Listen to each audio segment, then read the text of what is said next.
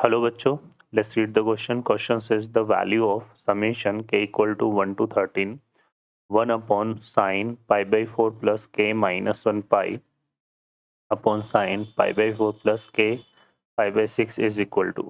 Option है 3 minus root 3, 2 into 3 minus root 3, 2 into root 3 minus 1 and 2 into root 3 plus 1. Solve करते हैं बच्चों question को. इस क्वेश्चन के लिए जो की कॉन्सेप्ट है वो देख लेते हैं. की कॉन्सेप्ट की बात करें तो यहाँ पर फॉर्मूला यूज़ करेंगे हम एक तो sine of A minus B जो कि किसके इक्वल होता है sine A cos B minus cos A sine B. लेकिन हम यूज़ करेंगे यहाँ पर कॉट 5 पाई/12 की वैल्यू जिसकी रिजल्ट होता है कितना 2 माइनस रूट 3. तो ये हमारा आ जाएगा कितना 2 माइनस रूट 3. ठीक है बच्चों, तो स्टार्ट करते हैं सॉल्यूशन. तो यहाँ पर हमें गिवन है summation k equal to 1 to 13, 1 upon sine pi by 4 plus k minus 1 into pi by 6 sine pi by 4 plus k pi by 6.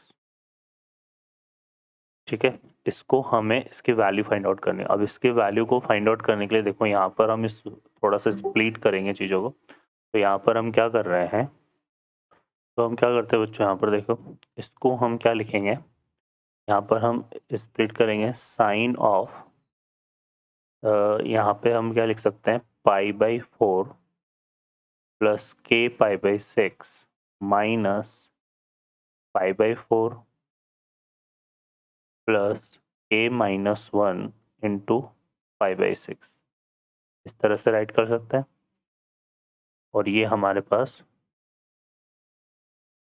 पास इस तरह से आएगा.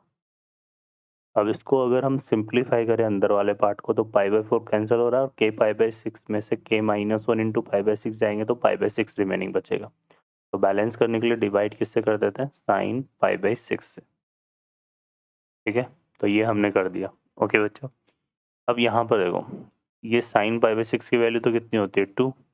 और ये जो पूरा पार्ट है अगर हम इसको a कंसिडर करें और इसको b कंसिडर करें, सॉरी इसको a कंसिडर करें और इसको b कंसिडर करें तो हमारे पास a माइनस बी का फॉर्मूला बन जाएगा यहाँ पर, है ना. तो यहाँ पे हम क्या करते हैं कंसिडर कर लेते हैं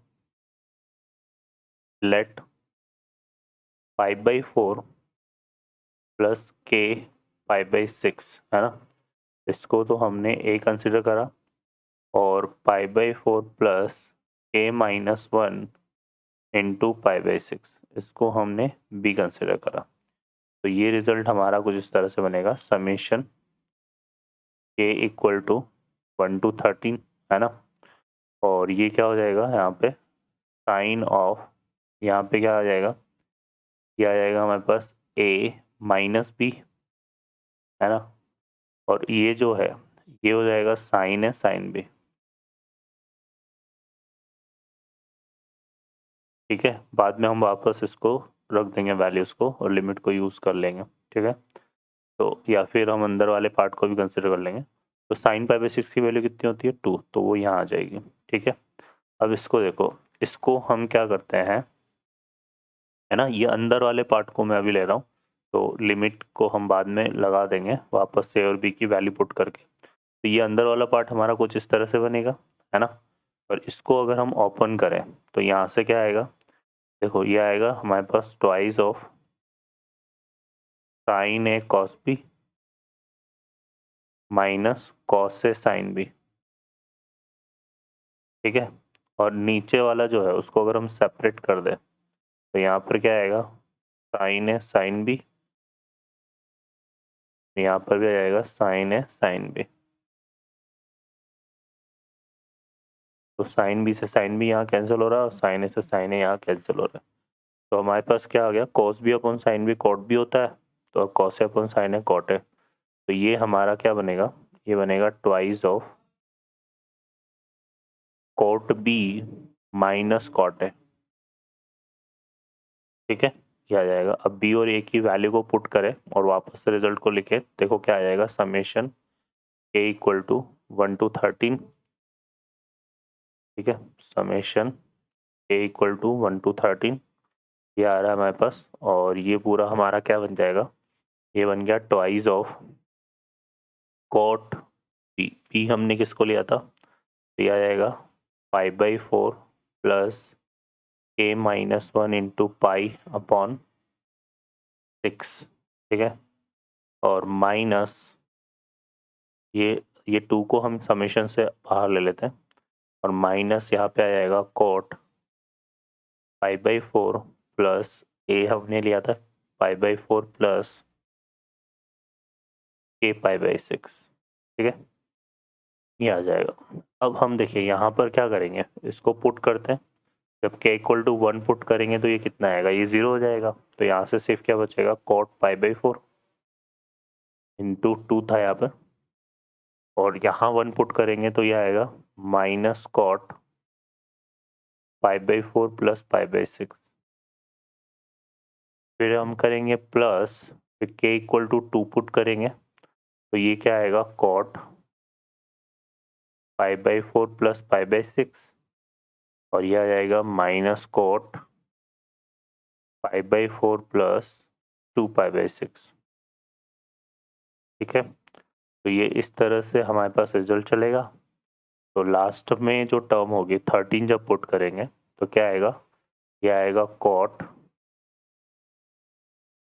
π/4 plus 12π/6 and minus cot π/4 plus 13π/6, ठीक है। तो ये हमारे पास आएगा। हम यहाँ से अगर देखो तो ये कैंसिल हो रहा है, इसी तरह से टर्म कैंसिल हो जाएगी हमारी। तो हमारे पास क्या बचेगा यहाँ पे, ये इक्वल टू आएगा ट्वाइस ऑफ कोट π/4। कोट π/4 की वैल्यू 1 होती है, और माइनस यहाँ से आएगा कॉट, ये कितना बन रहा है, यहाँ से देखो एलसीएम लेंगे तो 12 एलसीएम आएगा, है ना। तो ये आएगा 3π, और ये हमारा कितना बन रहा है,